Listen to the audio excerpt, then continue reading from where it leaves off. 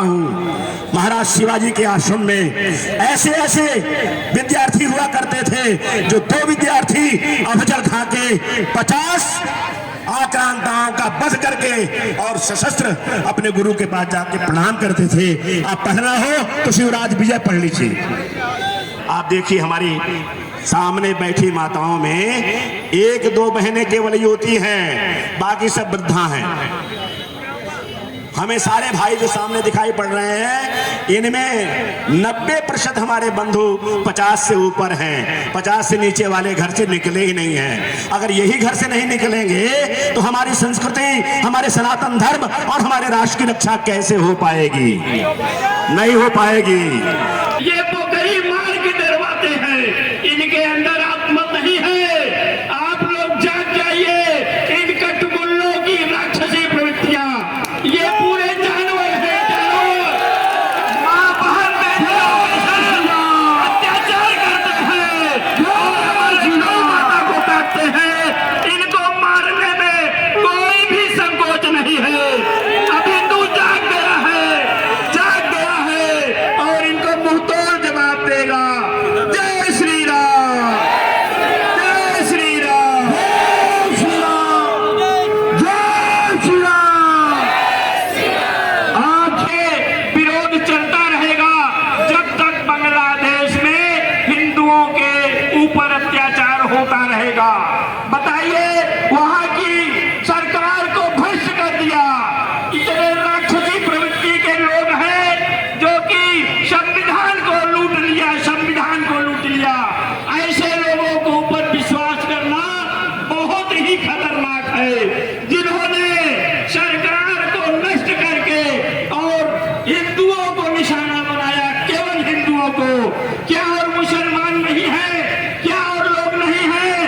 पार्टियां लड़ रही थी, एक पार्टी को हटा करके दूसरी पार्टी सत्ता में आ रही है, तो उस पार्टी के लोगों को समाप्त करना चाहिए। हिंदुओं का वध क्यों? यह प्रश्न चिन्ह खड़ा है विश्व पटल पर। हिंदुओं का वध क्यों?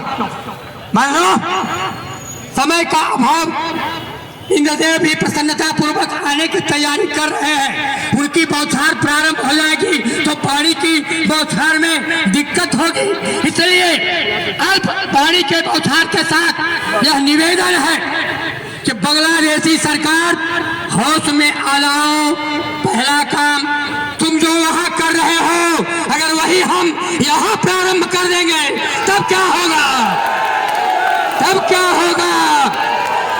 भारत सरकार से भी अनुरोध है इस जनाक्रोश प्रदर्शन के साथ में कि बांग्लादेशी या विश्व के पटल पर कहीं भी रहने वाला हिंदू अगर असुरक्षित होता है तो उसके पुनर्वास की व्यवस्था करनी चाहिए। पहली व्यवस्था तो है, तुम्हारे पास अगर शक्ति नहीं है, छोड़ दो भारत के हिंदू समाज को।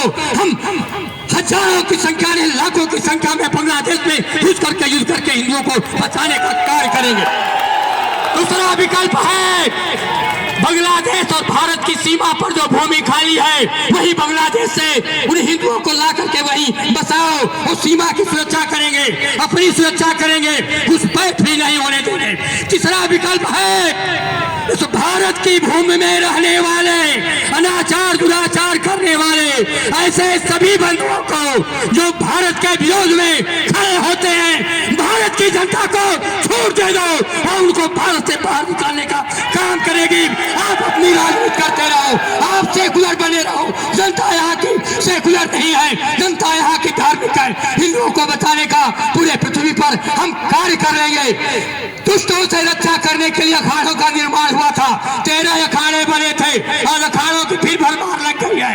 हम सभी अखाड़ों के महंतों संतों साहब यह विशेष आग्रह है कि हिंदू समाज की रक्षा करने की सेना अखाड़ा हुआ करता है, तो हमारी सेना देश की रक्षा करती रहे, सीमा की रक्षा करती रहे, आंतरिक सुरक्षा, बाह्य हिंदुओं की सुरक्षा करने के लिए अखाड़ों को एक बार निवेदन करो, अखाड़े चलो, देश में हिंदुओं को बचाओ, विदेश में हिंदुओं को बचाओ। हम संतों की सेना लेकर पूरे हिंदुओं को बचाने का कार्य करेंगे। अगर आप ये वीडियो YouTube पर देख रहे हैं तो हमारे चैनल को सब्सक्राइब करें और बेल आइकन को दबाना ना भूलें। अगर आप Facebook पर ये वीडियो देख रहे हैं तो हमारे पेज को लाइक करें।